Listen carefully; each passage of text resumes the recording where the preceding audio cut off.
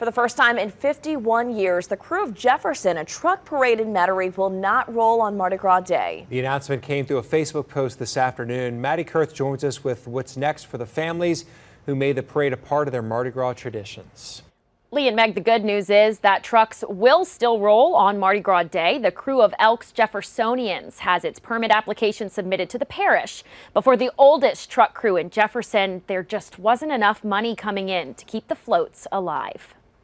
What we've got coming up next, the Krewe of Jeffersonians. It's just times a lot different than it used to be. The Mardi Gras lights have dimmed on the oldest truck parade in Metairie. The Krewe of Jefferson announced it will no longer roll down Veterans Boulevard, a tradition it maintained for 51 years prior.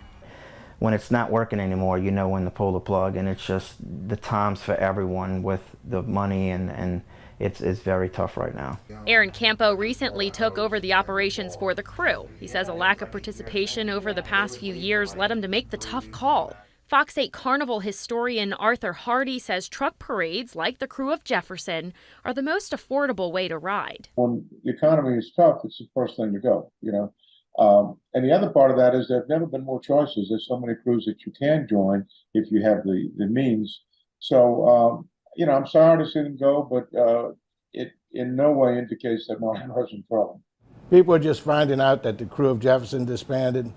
Jefferson Parish told me last week, and we've already been receiving a lot of phone calls. I've been receiving a lot of phone calls and emails from the other crew that they want to ride again this year. Michael Wan is a part of the other truck parade that rolls in Metairie on Mardi Gras Day, the Krewe of Jeffersonians. Wan says truck parading has always been a family affair. I know when I was a kid riding on my dad's truck, it was Mardi Gras, the 2 weeks leading up to Mardi Gras, we went out and caught every bead we could to throw Mardi Gras Day.